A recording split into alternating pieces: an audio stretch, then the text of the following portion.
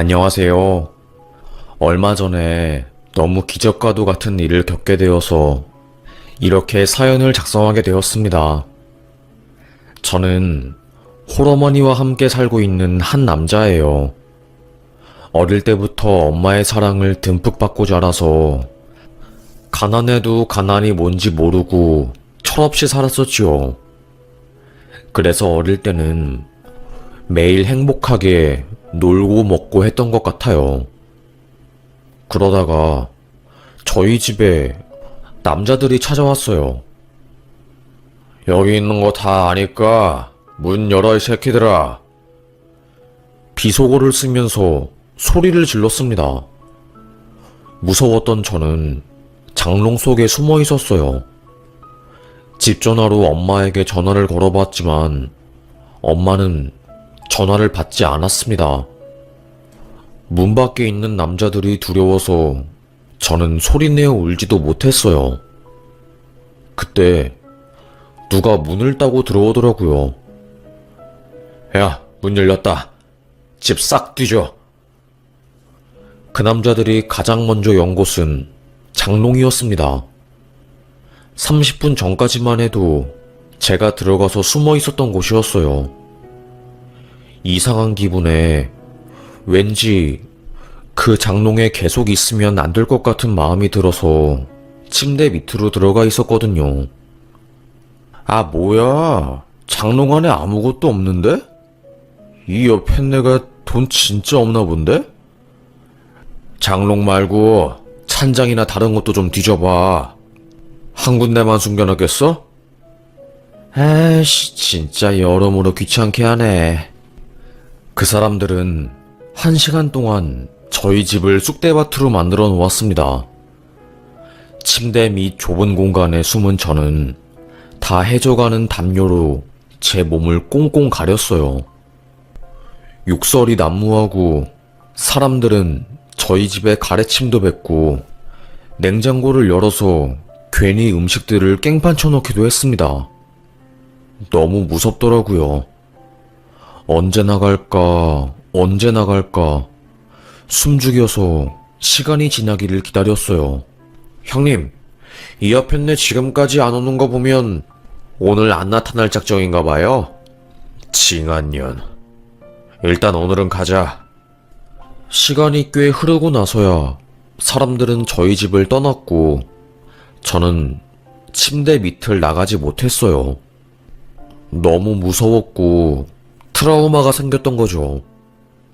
몇 시간이 흘렀을까요? 엄마가 문을 열고 들어왔습니다. 어머, 지방골을 본 엄마는 소리를 지르며 주저앉았어요. 희재야, 희재야. 목이 터져라 저를 불렀습니다. 엄마. 그제서야 저는 침대 밑에서 기어나와 엄마의 품에 안겼어요. 엄마는 펑펑 울면서 저에게 희재야, 엄마가 미안하다. 엄마가 정말 너무너무 미안해. 엄마, 어디 갔다 왔어? 아까 엄청 무서운 아저씨들이 우리 괴롭히고 갔단 말이야. 너무 무서웠어. 그날 저희 모자는 얼마나 울었는지 모릅니다. 저는 눈이 팅팅 부어서 뜰 수도 없을 지경이었고 엄마는 헛구역질이 나올 정도로 눈물을 흘리셨으니 말이죠.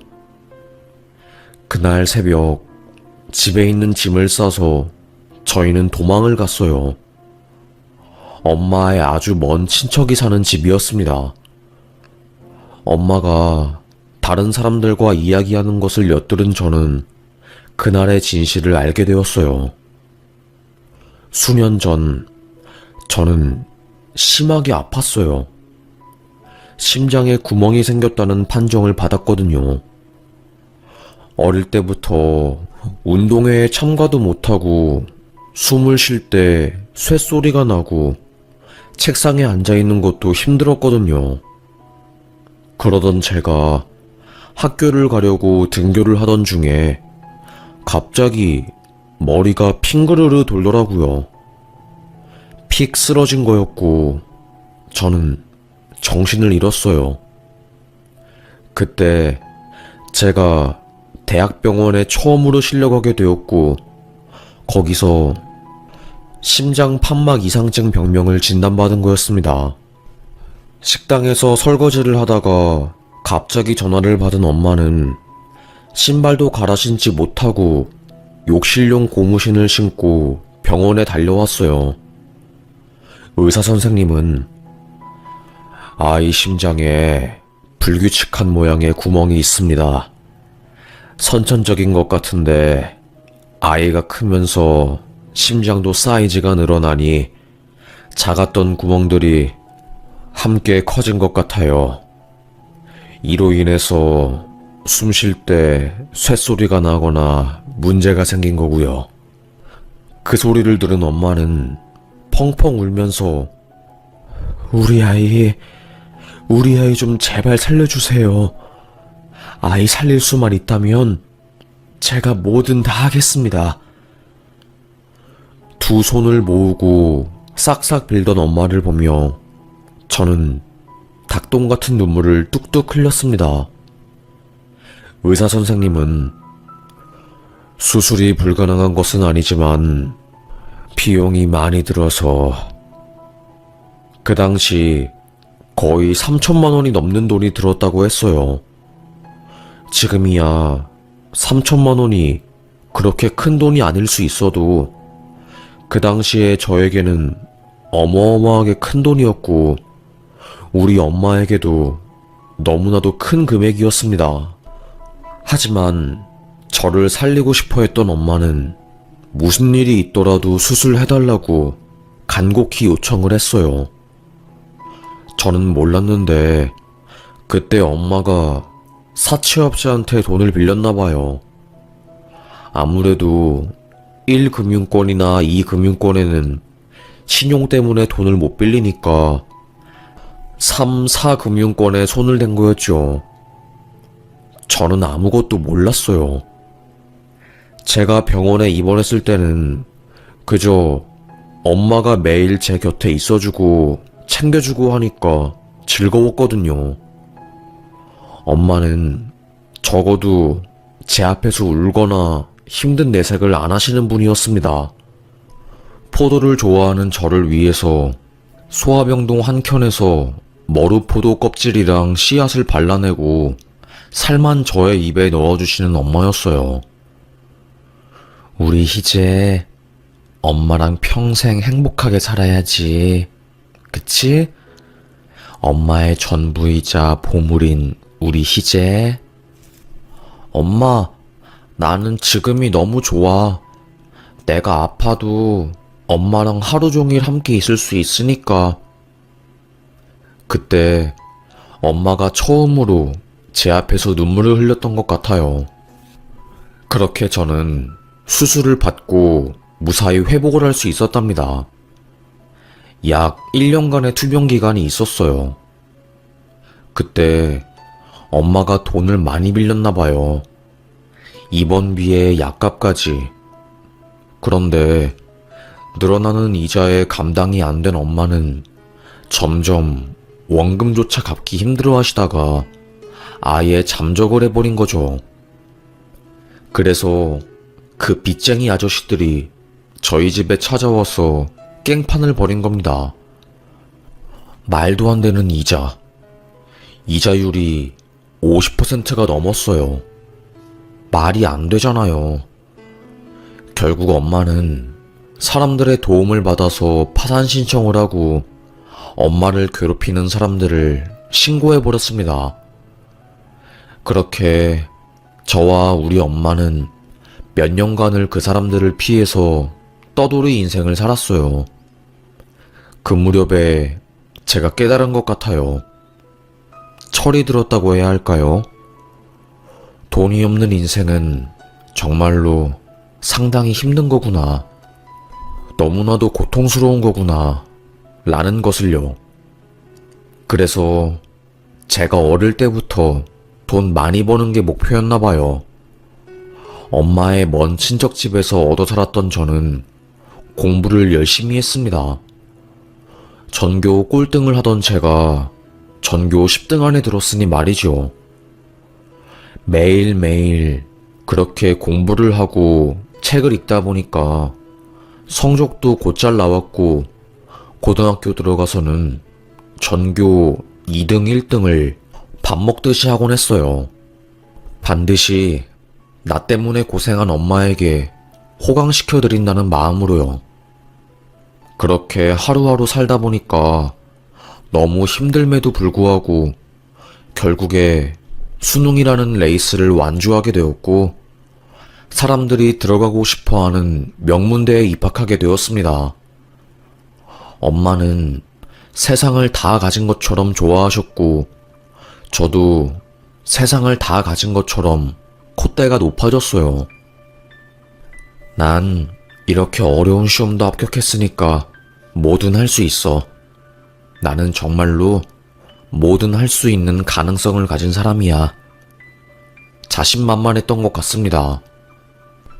그렇게 시작한 창업, 업사이클링 트렌드를 따라서 시작하게 된 사업은 승승장구를 하게 되었어요.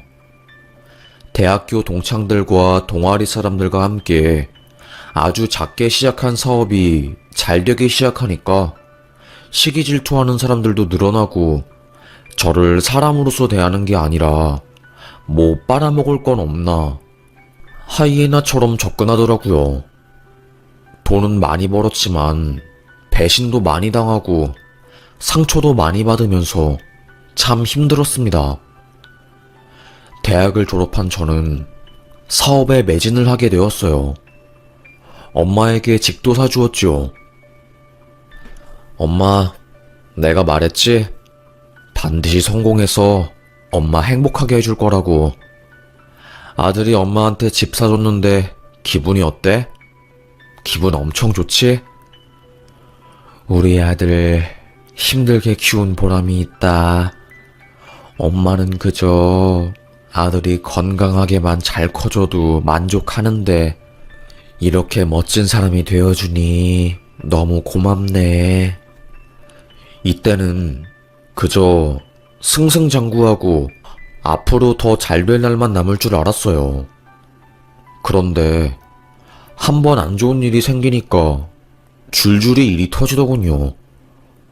같이 사업하던 친구의 배신, 군대까지 함께 갔다 오고 평생 함께 일하기로 약속한 친구가 저를 배신한 거였습니다. 형, 요즘 사업 잘 되시나 봐요? 형이랑 동업하는 훈정이 형, 이번에 람보르기니 뽑고 이태원이랑 청담동 왔다 갔다 하시던데? 우리 요즘 잘 안 돼서 되게 힘든데? 훈정이가 차를 새로 뽑았다고? 저랑 같이 동업하는 친구 녀석이 차를 새로 뽑고 엄청 좋은 시계부터 시작해서 이태원 라운지에서 돈을 엄청 쓰고 다닌다는 소문이 돈 거였습니다. 그때 처음으로 뭔가 쎄한 기분을 느꼈죠. 직감적으로 저는 회계장부를 천천히 다시 살펴보기 시작했어요. 그때 그 녀석이 유령회사를 만들어서 회사 자금을 거기로 다 넣어서 본인이 가져갔다는 사실을 알게 되었고 손해금만 10억이 넘는다는 것도 뒤늦게 알게 된 거였어요. 검찰 고발을 위해서 자료를 조용히 녀석 모르게 모으던 중에 회사 돈을 전부 들고 도망가게 되었고 그렇게 회사가 망하게 된 거였습니다. 거래업체에서 돈을 달라고 저희 회사를 찾아오고 소리 지르고 난리도 아니었어요. 10여 년 전에 저희 집에 찾아온 그 빚쟁이들이 생각나는 바람에 저는 공황장애가 오고 과호흡이 와서 하루에도 몇 번씩 응급실에 실려가기도 했어요. 사업 살리겠다고 엄마한테 해준 집 담보 잡아서 돈도 빌려보았지만 쉽지 않았고 결국 저는 파산 신청을 하러 법원에 가게 되었습니다. 그런데 웃긴 게 뭔지 아세요? 변호사랑 상담을 하러 가던 중에 전화를 한 통 받았어요. 선보라님 아드님 되시죠?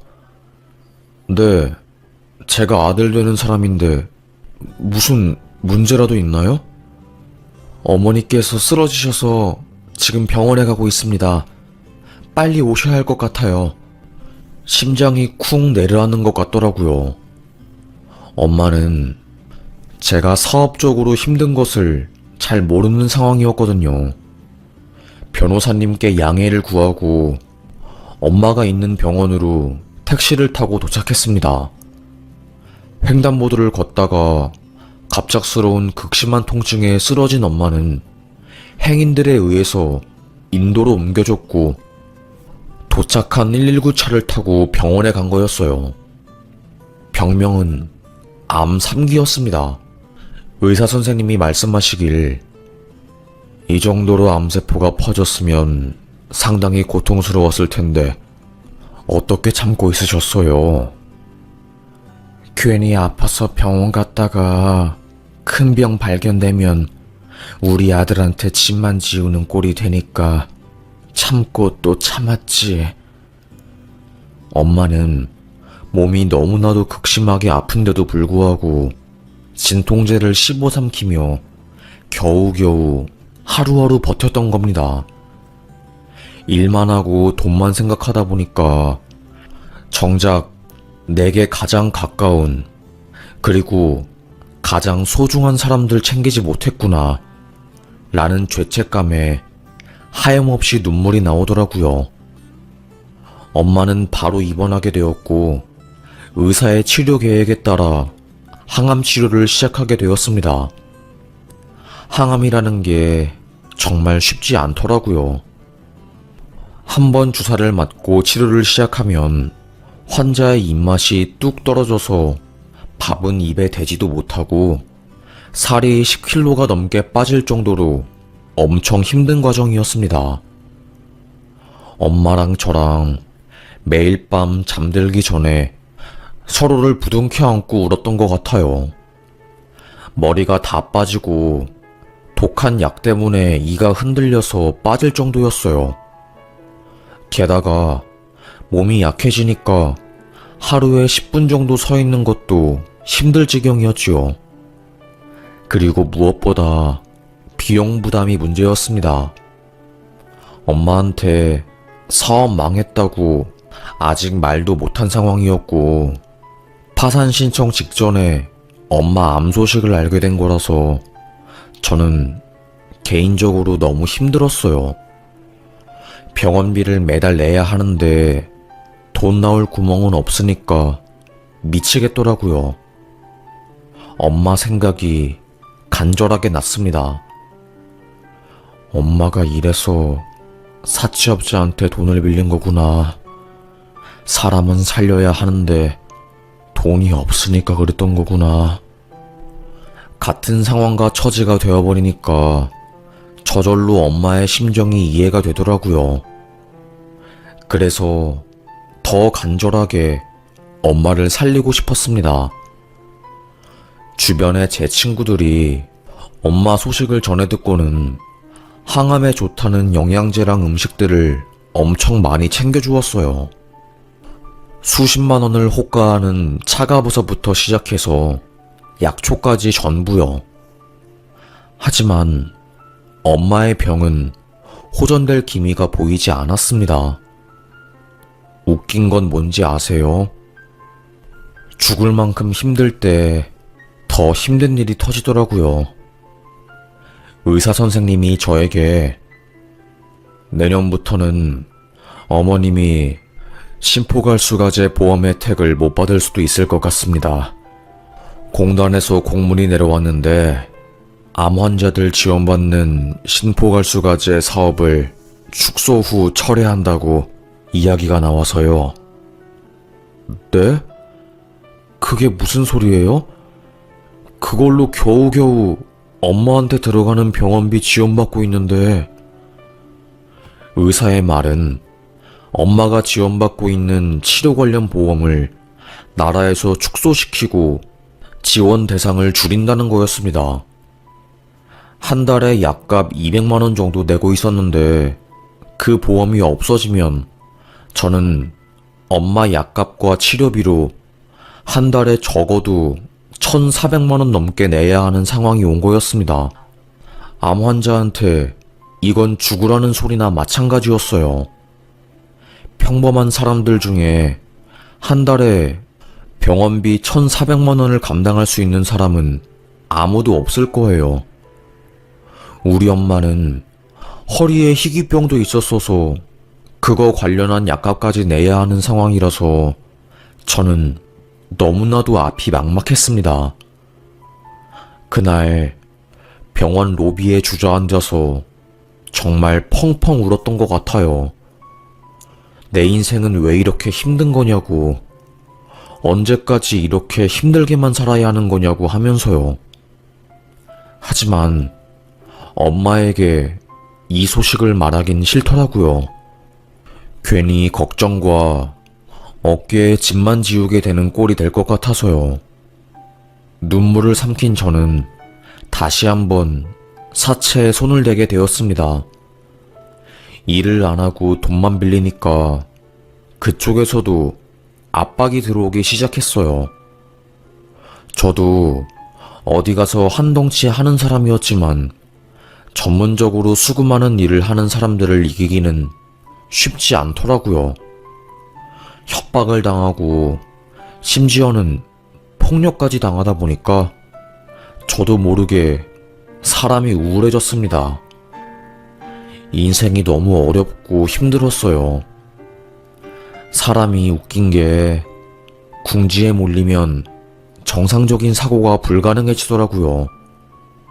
의사는 어머님 상태가 안 좋아지셔서 일단은 항암 치료를 잠시 중단하고 다시 시작해야 할 것 같습니다. 다른 항암제로요. 이런 말을 하고 있고 집에 들어가면 엄청난 빛 독촉서가 우편함에 들어있으니 어디서도 희망은 보이지 않았어요. 이렇게 엄마를 병원에 가두고 하루하루 죽어가게 만드니 차라리 여행이라도 다녀서 추억을 쌓아야겠다 생각을 했습니다. 그래서 제가 선택한 게 바로 제주도 여행이었어요. 엄마는 평생 일만 하느라 한 번도 제주도에 가본 적이 없으셨거든요. 엄마, 우리 다음 주에 제주도 가자. 내가 비행기표부터 시작해서 다 예약해놨어. 엄마 진통 올 때마다 먹을 약도 가지고 왔고 매일 병원에 있으니까 사람이 더 우울해하는 것 같아. 의사도 몇 달은 외래 진료 보러 오는 것도 나쁘지 않다고 그러네. 그렇게 저는 1년여 만에 엄마와 함께 병원을 떠나서 여행을 가게 되었습니다. 제주도의 선선한 바람, 까만 돌, 그리고 푸르른 바다가 저희를 맞이해 주더라고요. 엄마는 저에게 평생 살면서 이렇게 아름다운 광경을 못 보고 죽을 뻔하다가 우리 아들 덕분에 이렇게 좋은 호강도 하게 되네. 저를 꼭 안아주더라고요. 엄마, 더 잘해주고 싶은데 그러지 못해서 미안해. 남몰래 눈물을 흘렸습니다. 앞으로 시행될 보험 관련 정책이 시작되면 엄마의 병원비를 더 이상 감당하지 못할 것이고 치료를 못 받은 엄마는 하늘나라로 갈 게 뻔했어요.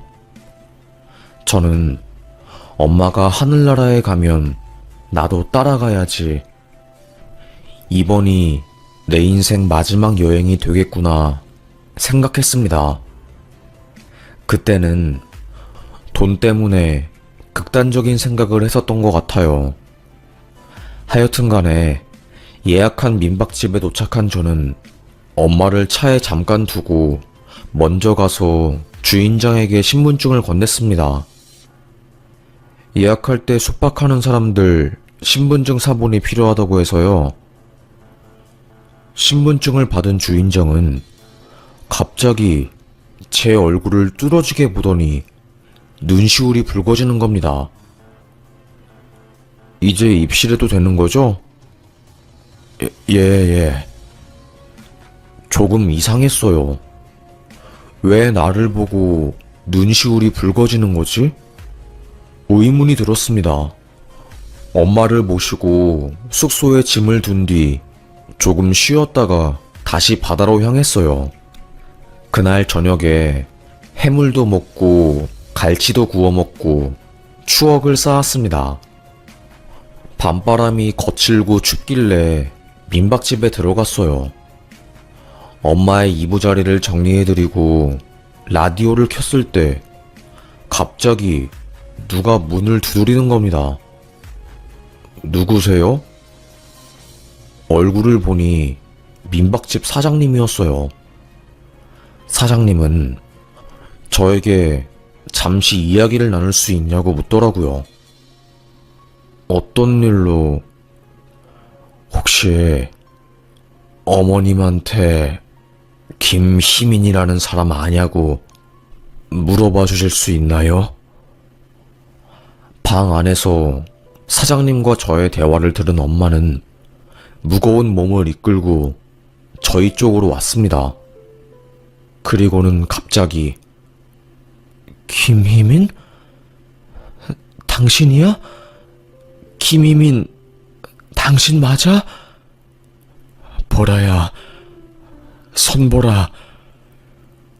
갑자기 두 사람은 서로를 알아보고 정말 펑펑 우는 겁니다. 갑작스러운 눈물에 저는 그들의 감정을 따라가지 못하고 무슨 영문인가 싶어서 멀뚱멀뚱 눈만 뜨고 있었죠. 집주인은 저에게 자켓 안쪽에서 명함을 내밀더라고요. 제주도에서 부동산 사업을 하는 사람입니다. 그리고 말을 한참 동안 하지 못하시더니 한숨을 다시 푹 쉬시고는 네 아빠기도 해. 무슨 소리냐고, 이게 무슨 말도 안 되는 이야기냐고 막 저는 물었지요. 엄마는 제 친아버지가 돌아가셨다고 했거든요. 그때 엄마가 저에게 모든 이야기를 해주신 겁니다. 알고 보니 아빠는 돌아가신 게 아니라 살아있으셨대요. 엄마는 찢어지게 가난한 집 막내딸로 태어나서 혼자 서울에서 살고 있는 상황이었고, 아빠는 유명한 건설업체 외동아들이었던 겁니다. 이태원에서 처음 서로를 본 엄마와 아빠는 한눈에 반해서 사랑을 하게 되었고, 꼬박 4년이라는 시간을 만났대요. 그러다가 엄마가 저를 임신하게 된 거였고요. 아빠는 내가 목숨 걸고 당신과 우리 아이 지켜줄 거야. 그러니까 아무런 걱정하지 마. 엄마를 안심시켰지만 시댁에서 반대가 장난이 아니었다고 합니다. 하나뿐인 아들이 아빠 사업 물려받아야 하는데 근본도 없는 여자를 데리고 와서 인생 망치게 생겼다고 하면서요. 아빠는 이 사람 정말로 좋은 여자야. 내가 이 여자 만나고 나서부터 너무너무 하루하루 행복해졌고 인생이 즐거워졌어. 그러니까 제발 반대하지 마. 애걸복걸했지만 시댁은, 그러니까 친할머니의 반대가 어마무시했답니다. 결국 아빠는 집을 나와서 엄마와 함께 살게 되었고 저를 출산한 거였어요.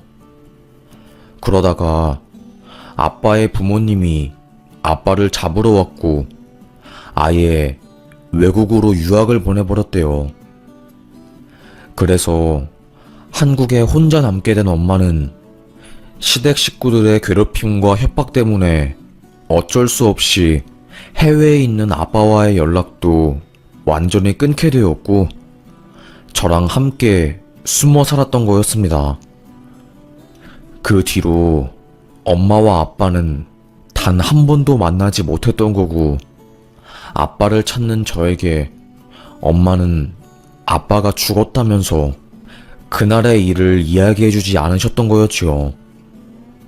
너무나도 사랑했던 두 사람이 타의에 의해서 멀어지고 헤어졌던 겁니다. 민박집 사장님은 당신 주민등록증 보자마자 너무 놀랐어. 나는 내가 잘못 본 줄 알았거든. 이름부터 나이, 생년월일까지 똑같은 사람이 몇이나 되겠어. 게다가 사진도 당신이었고. 어떻게 된 거야? 왜 이렇게 몸이 야위었어? 이렇게 다시 만나게 될 줄은 몰랐네. 나 말기암이야. 그래서 아들이랑 같이 죽기 전에 여행 온 거고, 속으로 그냥 죽기 전에 당신 얼굴이라도 한번 볼 수 있으면 참 좋겠다 생각했는데, 이렇게 될 줄은 꿈에도 몰랐네. 어떻게 이럴 수가 있지? 세상에, 정말 말도 안 돼. 두 분은 서로의 손을 꼭 잡고 못다한 이야기를 하셨어요. 저는 조심스레 자리를 비켜드렸고요. 얼마나 흘렀을까요? 저는 민박집 사장님에게 조심스럽게 다가갔습니다. 사장님은 저를 보고 네가 내 아들이구나. 미안하다. 아빠가 바보 같아서 용기가 없어서 너랑 엄마를 지켜주지 못했어. 정말 미안하다. 펑펑 울더라고요. 어색했어요. 갑자기 내 인생에 나타난 아빠. 평생 제 인생에 아빠라는 존재는 없었거든요. 한순간에 알게 된 아빠와 탄생의 비밀. 혼란스러웠습니다. 뭐라고 표현할 수 없는 배신감도 느껴졌어요. 나에게 모두가 거짓말을 하는 것 같았지요. 그 아저씨가, 아빠가 저에게 그러더라고요. 많이 늦었지만 지금부터라도 내가 너희 엄마를 돌보고 싶구나. 너무나도 미안한 사람이야. 그리고 너에게도 아빠 노릇을 하고 싶어. 손을 꼭 잡더라고요. 속으로 저는 당신이 우리 삶을 감당할 수 있겠어? 괜한 반항스러운 마음이 스멀스멀 올라왔습니다. 그렇게 어영부영 제주도 여행이 끝나게 되었고, 비행기를 타고 서울로 갔습니다.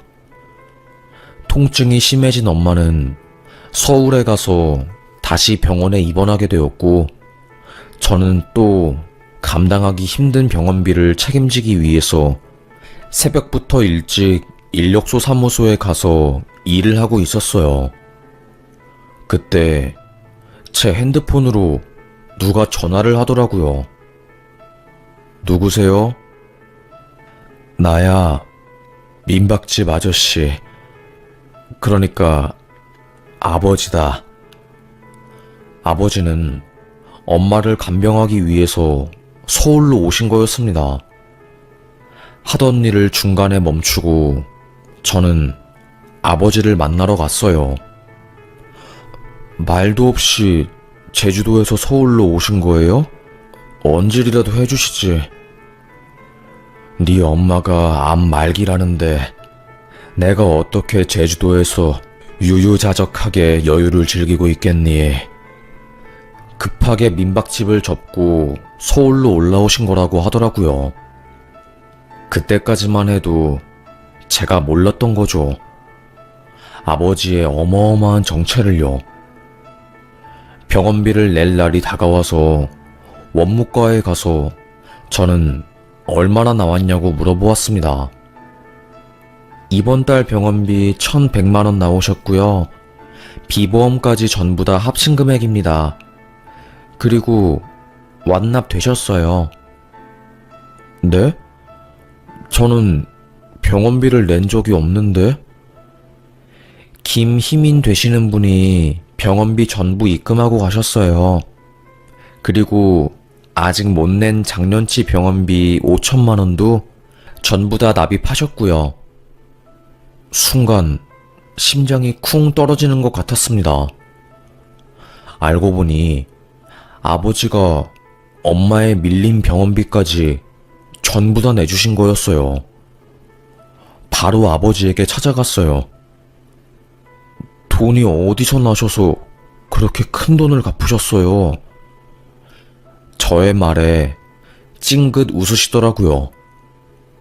뒤늦게 알고 보니 아버지는 건설 사업을 하시던 친할아버지에게 어마어마한 돈을 물려받으신 거고, 그걸로 사업을 하다가 제주도로 내려와서 소박하게 민박집을 운영하고 계신 거였어요.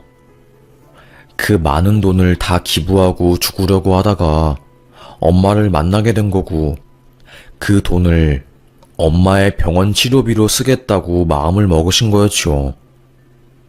저에게 물어보시더라고요. 암 환자 치료비 감당하느라 힘들었을 텐데 돈 빌린 거 있냐고요.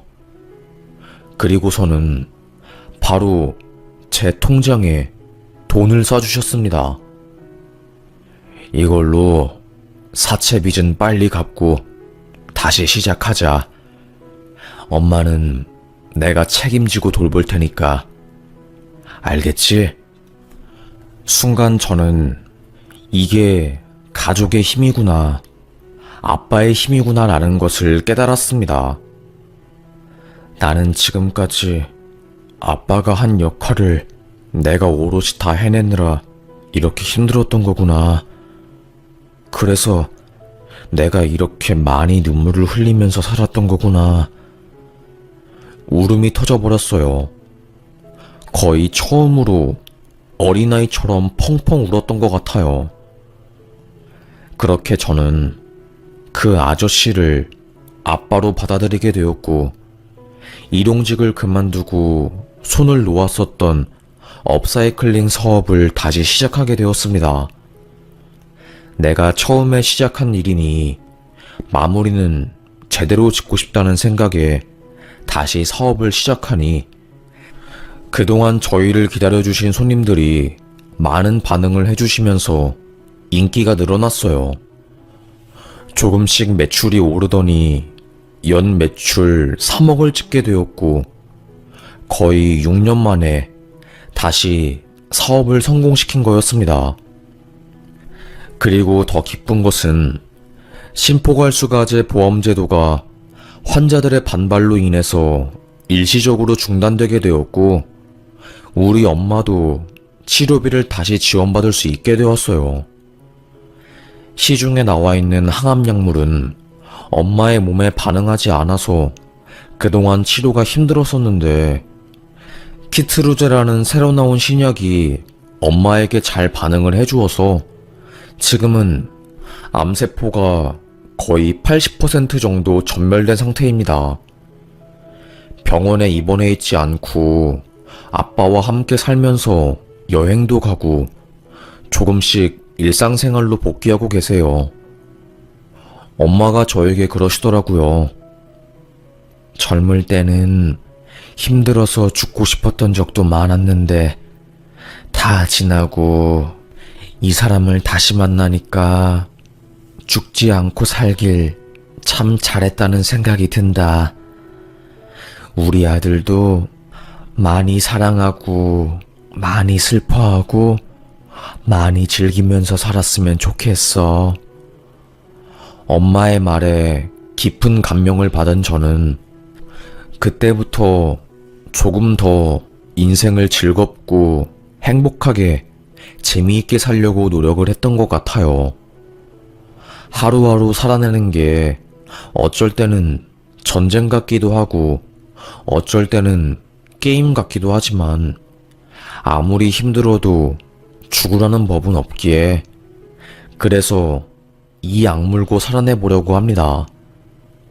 아버지의 존재로 인해서 경제적으로 정말 많이 편안해졌고 제 마음을 짓누르고 있었던 돌덩어리가 없어진 것 같아서 요즘은 입맛도 돌고 인생이 하루하루 감사하네요. 그래서 이렇게 저의 마음을 기록하기 위해서 용기를 내서 사연을 제보하게 되었습니다. 주변에 사랑하는 사람이 한번 크게 아파 보니 얼마나 평범한 하루하루를 보내는 게 행복한 일인지 어려운 일인지 깨닫게 되었네요. 앞으로 이 소중함을 절대로 잊지 않고 마음속에 잘 간직해서 힘들 때마다 꺼내어서 위로받고 다시 앞으로 살아가 보려고요. 여러분도 부디 아프시지 마시고 많이 사랑하고 사람들에게 상처도 받아보고 그러시면서 살길 바라겠습니다. 빙빙 돌아서 만나게 된 엄마와 아빠의 인연. 어떻게든 만날 사람은 다 만나지게 되는 것 같아요. 그게 우리네 인생인가 봐요. 하여튼 간에 긴 저의 이야기를 이렇게 끝까지 들어주셔서 정말로 감사합니다. 요즘 날이 추우니 몸 조심하시길 바라겠습니다. 일교차가 클수록 감기 안 걸리게 조심하세요. 요즘 감기 걸리면 정말로 답도 없더라고요. 하여튼 간에 돈, 명예, 사랑 다 중요하긴 하지만 가장 중요하고 기본이 되는 것은 건강인 것 같아요. 건강이 없으면 뭘 하든 힘들고, 아니, 애초에 뭘 할 수도 없으니까요. 우리 모두 건강 잘 챙기면서 한 번뿐인 인생 끝장나게 즐기면서 살았으면 좋겠어요. 그게 우리가 행복해질 수 있는 가장 쉬운 방법인 것 같네요. 모두 건강하고 사랑하고 즐기면서 살아봅시다. 그럼 저는 여기서 사연 마무리하겠습니다. 들어주셔서 정말 감사합니다.